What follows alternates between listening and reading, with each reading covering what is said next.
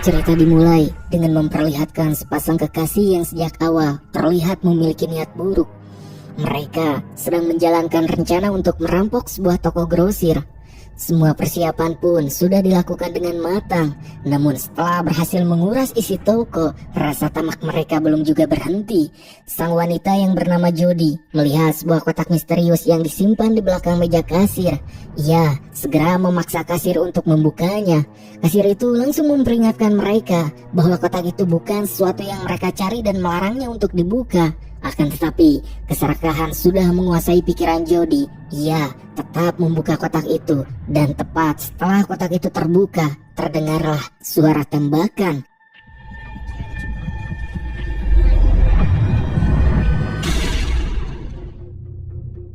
Cerita kemudian berpindah ke sebuah hutan terpencil. Di sana terlihat seorang gadis bernama Samantha yang sedang berjalan sendirian dalam keadaan lemah dan ketakutan.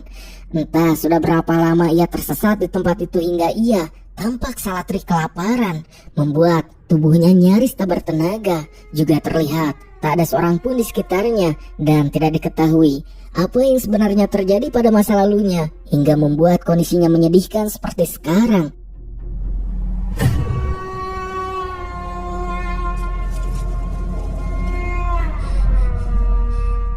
Saat sedang berjalan tanpa arah, Samantha melihat sebuah pondok kayu tua di tengah hutan. Dengan sisa tenaga yang dimiliki, ia pun segera masuk ke dalam dan menemukan sebuah tas penuh makanan. Tanpa loba mikir, Samantha langsung ngaleut apapun yang ada di hadapannya karena ia sudah lama tak makan.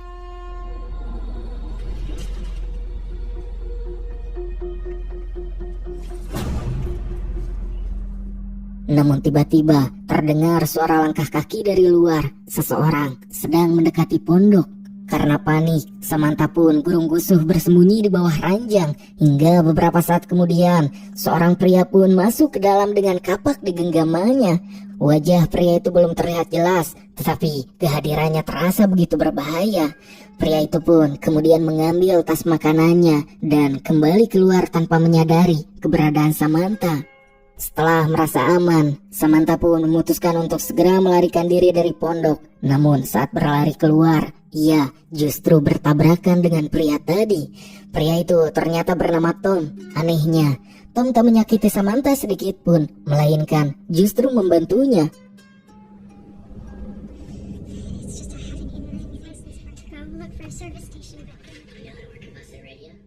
Samantha lalu meminta maaf karena telah mencuri makanan dan menjelaskan bahwa dirinya benar-benar kelaparan. Ia menceritakan bahwa mobilnya mogok di tengah hutan. Lalu suaminya pergi mencari bantuan ke pom bensin terdekat. Namun, ia belum juga kembali sampai sekarang. Yang membuat situasi semakin aneh adalah Tom ternyata mengalami hal serupa.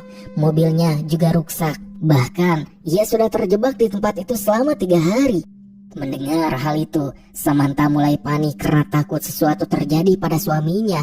Tom pun memutuskan untuk menemaninya kembali ke lokasi mobil. Tetapi ketika mereka tiba di sana, tak ada siapapun. Suaminya benar-benar menghilang, yang pada akhirnya mereka pun meninggalkan sebuah catatan di mobil, berharap suaminya datang dan membacanya nanti.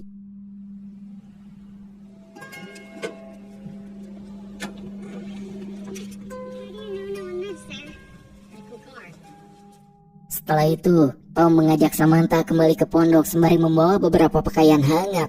Hingga malam hari di tempat itu, suhu tiba-tiba sangat dingin. Tom pun menyuruh Samantha memakai selimut yang ia ambil dari mobilnya. Namun, Samantha masih tak mengerti mengapa suaminya tega meninggalkannya sendirian di tengah hutan seperti ini. Lalu, Samantha mengungkapkan sebuah fakta penting bahwa ia sebenarnya sedang hamil. Mungkin karena itulah suaminya menyuruhnya tetap tinggal di mobil demi keselamatan dirinya. Mendengar hal itu, Tom menawarkan tempat tidur kepada Samantha dan Tom sendiri akan tidur di lantai.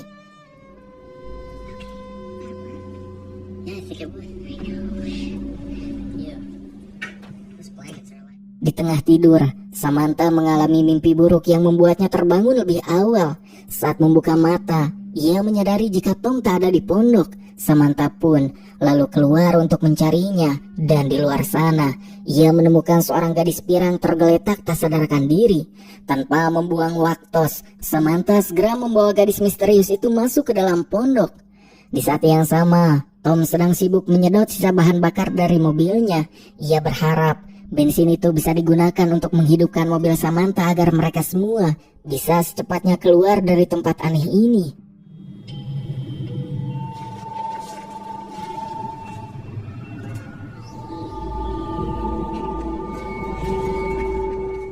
Beberapa saat kemudian, gadis pirang itu akhirnya sadar. Begitu wajahnya terlihat jelas, ternyata ia adalah Jody, wanita yang sebelumnya merampok toko grosir bersama kekasihnya. Nah loh, disinilah muncul satu pertanyaan besar untuk kita. Bagaimana bisa Jody terdampar di tengah hutan ini? Jody langsung menaruh curiga dan mengira pondok itu adalah milik Samantha. Samantha pun mencoba menjelaskan semua situasi yang terjadi.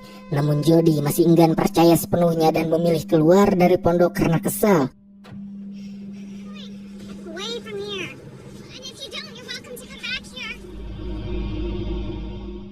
Sementara itu, Tom yang sedang berjalan kembali sambil membawa jerikan bensin, tiba-tiba dikejutkan oleh 2 kali suara tembakan dari kejauhan. Tom yang panik membuat jerikannya terjatuh. Ia berteriak kencang menanyakan siapa orang di sekitarnya. Namun, tak ada jawaban sama sekali. Tom pun bergegas kembali ke pondok dan mendapati Jody sudah berada di sana bersama Samantha. Jody akhirnya mengaku bahwa ia baru saja bertengkar hebat dengan pacarnya, lalu ditinggalkan sendirian di hutan ini. Karena tak punya tujuan dan hanya ingin pulang, Tom mengizinkan Jody tinggal bersama mereka dengan syarat harus ikut membantu pekerjaan.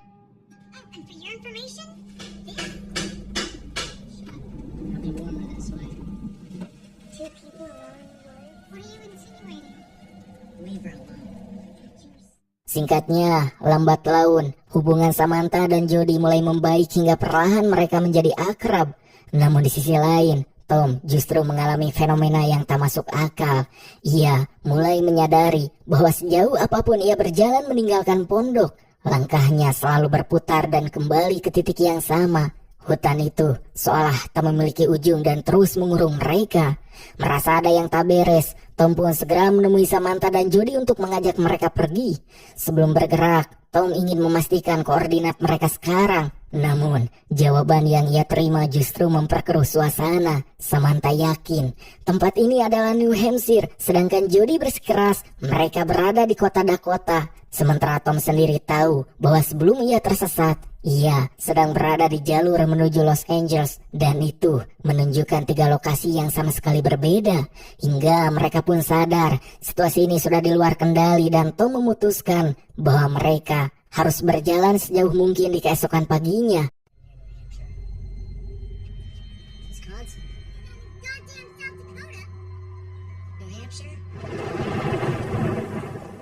Malam itu, keanehan kembali berlanjut. Tom dan Jody mengalami mimpi buruk yang sama di mana seseorang menyuntik mereka dengan jarum misterius, sedangkan Samantha bermimpi dirinya sedang menahan rasa sakit yang luar biasa. Keesokan paginya, mereka mulai bergerak meninggalkan pondok dengan membawa seluruh perbekalan. Di tengah perjalanan, Jody tiba-tiba tersandung dan jatuh. Dari pakaiannya, tanpa sengaja keluar setumpuk uang tunai yang selama ini ia sembunyikan. Tom yang melihat itu seketika terkejut dan langsung mempertanyakan asal uang tersebut. Jody berkata bahwa uang itu adalah tabungan yang ia bawa kabur dari pacarnya. Namun, perhatian Samantha justru tertuju pada benda besi yang membuat Jody tersandung. Benda itu ternyata adalah sebuah pegangan pintu yang tertanam di tanah. Menggunakan kapaknya, Tom membongkar paksa besi tersebut dan menemukan sebuah bunker tua milik tentara Jerman. Di dalamnya bertebaran perlengkapan perang, makanan kaleng, dan simbol Nazi di berbagai sudut. Samantha pun mengenali barang-barang tersebut karena ayahnya dulu adalah seorang veteran perang. Tom segera mengevakuasi semua makanan kaleng ke atas tanah. Namun, masalah besar kembali menghadang, di mana setelah berjalan lurus cukup jauh, mereka lagi-lagi kembali ke pondok kayu yang sama. Hutan itu seolah sengaja memutar balik arah kompas mereka.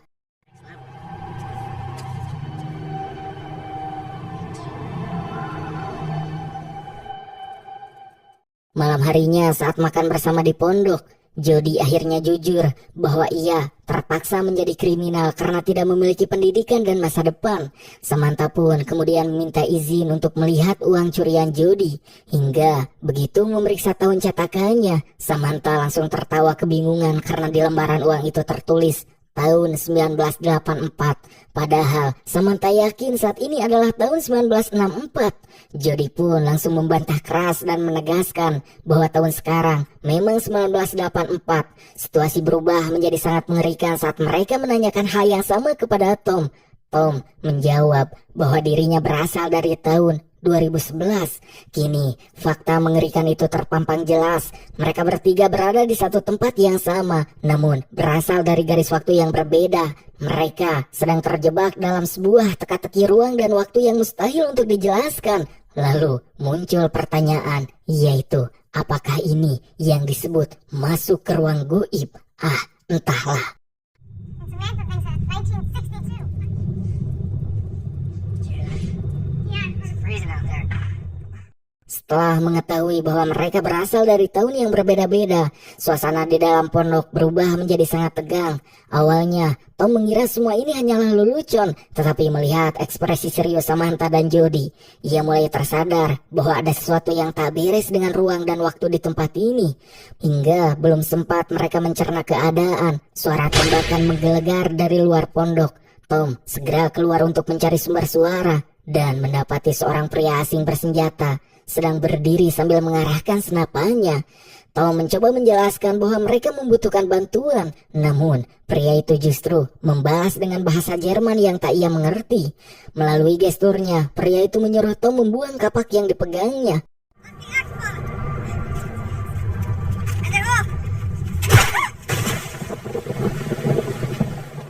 Saat Tom membuka mata, ia mendapati dirinya sudah terikat bersama Samantha dan juga Jody.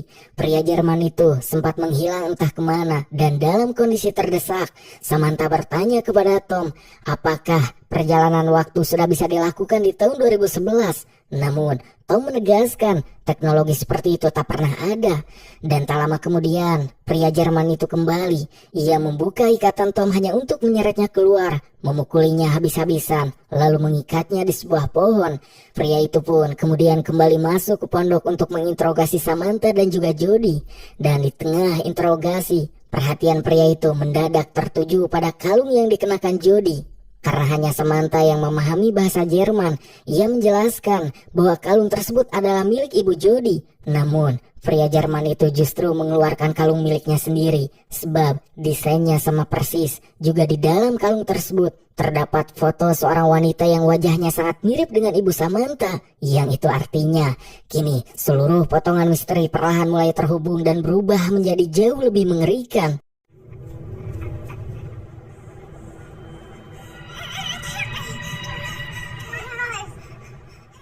Pria Jerman itu kemudian membawa Samantha dan Jody keluar pondok. Di sana, Samantha sempat bertanya, apakah Tom memiliki kalung serupa? Namun, Tom hanya menggelengkan kepalanya. Dan di saat yang sama, pria Jerman itu melakukan kesalahan fatal. Ia tak menyadari bahwa Tom sudah berhasil melonggarkan ikatannya sendiri. Yang dalam sekejap, Tom bergerak cepat membalikkan keadaan. Dan kini, pria Jerman itulah yang menjadi tawanan mereka. Akan tetapi, tak ada rasa lega di antara mereka sebab informasi yang mengalir justru membuat semuanya membeku. Samantha yakin wanita di dalam foto kalung itu adalah ibunya, sementara Jody menegaskan bahwa wanita tersebut adalah neneknya. Dan saat itulah Samantha mengungkap identitas pria Jerman tersebut. Namanya adalah Hans Min dan ia adalah ayah kandung Samantha.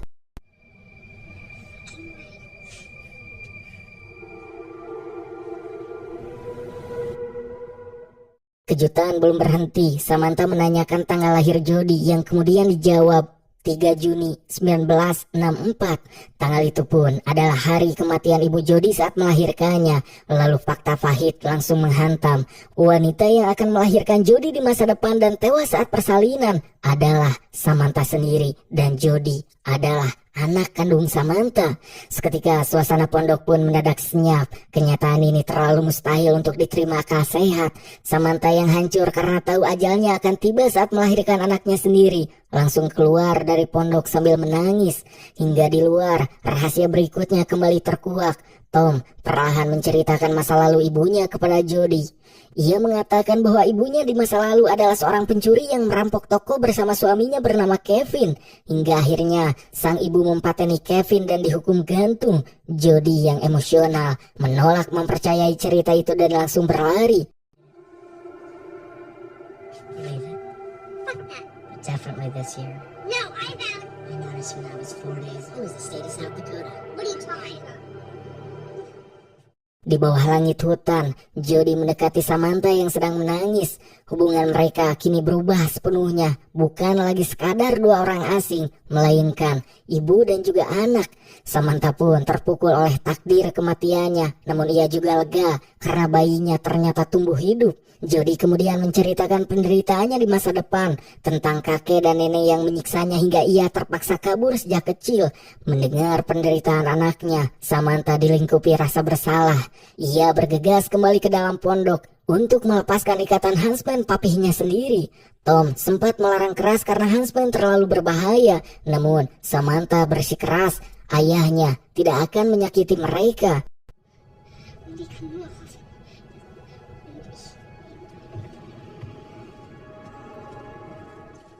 Dan ternyata dugaan Samantha salah besar. Begitu ikatan terlepas, Huntsman langsung merebus senjatanya dan kabur menghilang ke dalam kegelapan hutan.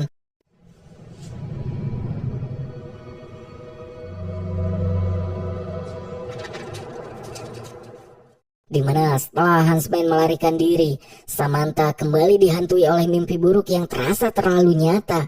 Ia melihat dirinya sendiri tewas kehabisan getih saat melahirkan, sementara suaminya Adam sedang berada di medan perang dan ambulan datang terlambat. Tom pun mulai menceritakan memori kematiannya sendiri. Ia bermimpi menjedor seorang pastor yang menyiksanya waktu kecil, lalu mengarahkan senjata ke kepalanya sendiri. Hingga tiba giliran Jody yang mengingat detik-detik saat dijerat tali gantung. Kini kenyataan pahit itu terpampang jelas. Mereka tidak sedang melihat mimpi biasa, melainkan mimpi itu menunjukkan cara mereka maut. Mereka semua ditakdirkan tewas. Namun karena sekarang mereka mengetahui masa depan tersebut, muncul satu teori baru. Apakah mungkin mereka bisa memutus rantai takdir ini? Tom mulai menyusun sebuah rencana. Ia yakin seluruh kekacauan ini berpusat pada kematian Huntsman di masa lalu. Samantha pun menjelaskan bahwa ayahnya tewas pada tanggal 14 Mei dalam sebuah serangan udara di Polandia. Dan yang membuat situasi semakin menegangkan, hari ini adalah tanggal 14 Mei. Jika mereka berhasil menyelamatkan Huntsman dari bom, maka istrinya tak akan menikah lagi. Pun Samantha akan tumbuh bersama ayah kandungnya. Dan saat ia melahirkan nanti, suaminya akan ada di rumah untuk membawanya ke rumah sakit tepat waktu. Dan kematian Samantha saat melahirkan bisa dicegah. And if she never remarried with the mother, you're scarred. Hingga Tom segera bergerak memburu Huntsman. Mereka menemukan Huntsman sedang berusaha memperbaiki radio militer untuk mencari bantuan. Samantha pun langsung memperingatkannya tentang serangan udara yang akan datang. Namun Huntsman menganggapnya omong kosong dan malah mencoba kabur. Tom berusaha menahannya dan mencoba merebut pistol dari Huntsman. Akan tetapi di tengah perebutan itu, sebuah kesalahan fatal terjadi. Huntsman melepaskan tembakan dan peluru itu bersarang di tubuh Jody. Huntsman pun melarikan diri sementara Tom dan Samantha bergegas membawa Jody kembali ke pondok. Kondisinya sangat kritis. Tom panik luar biasa karena ia sadar jika Jody maut sekarang, maka di masa depan ia tak akan pernah lahir. Hingga meninggalkan Samantha yang berusaha keras menjaga putrinya tetap hidup, Tom kembali mengejar Huntsman sendirian.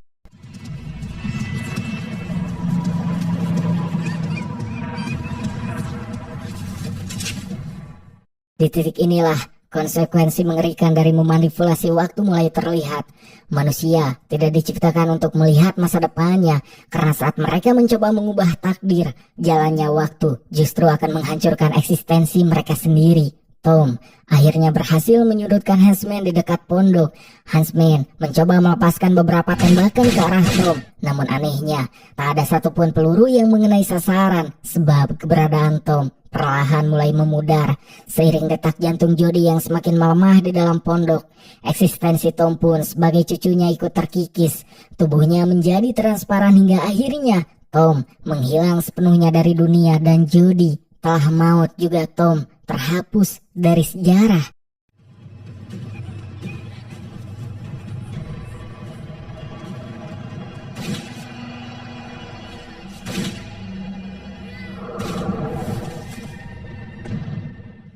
Samantha yang menyaksikan kematian Jody langsung meledak dalam amarah kepada Huntsman. Tindakan egois ayahnya telah memutus generasi mereka. Dan di saat itulah Huntsman akhirnya mulai percaya. Namun semuanya sudah terlambat.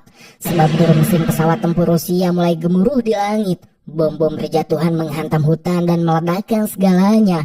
Saat berlari menuju bunker, Samantha terkena serpihan ledakan hingga ia terluka parah, di mana dengan sisa tenaga yang ada, Huntsman menyeret Samantha masuk ke dalam bunker untuk berlindung.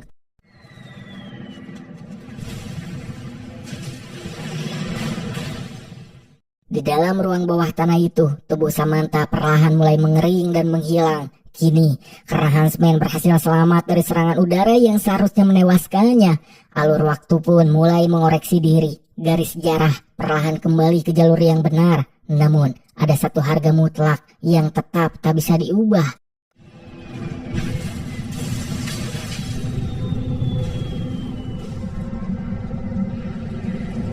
Kita lalu diperlihatkan pada Jody yang kembali mendatangi toko grosir yang dulu pernah ia rampok. Tetapi sekarang, ia bukan lagi gadis miskin dan putus asa. Jody tampil sebagai wanita kaya, terdidik, dan memiliki kehidupan yang jauh lebih baik.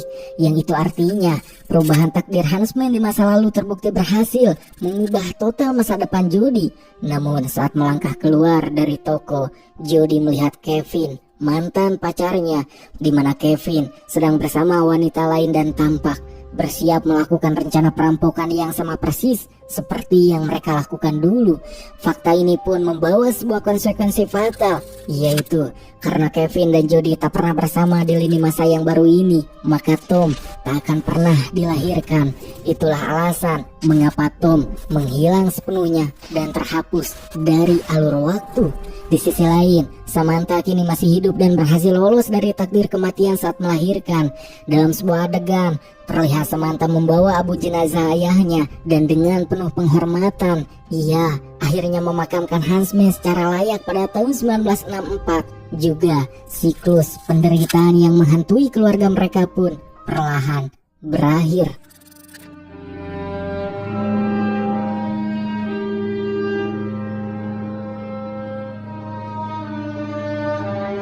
Pada akhirnya, mereka sadar tempat itu bukan sekadar hutan asing yang mempertemukan orang-orang tersesat. Tempat itu adalah ruang di antara waktu, tempat di mana masa lalu, rasa bersalah, dan takdir saling bertabrakan tanpa bisa dihindari.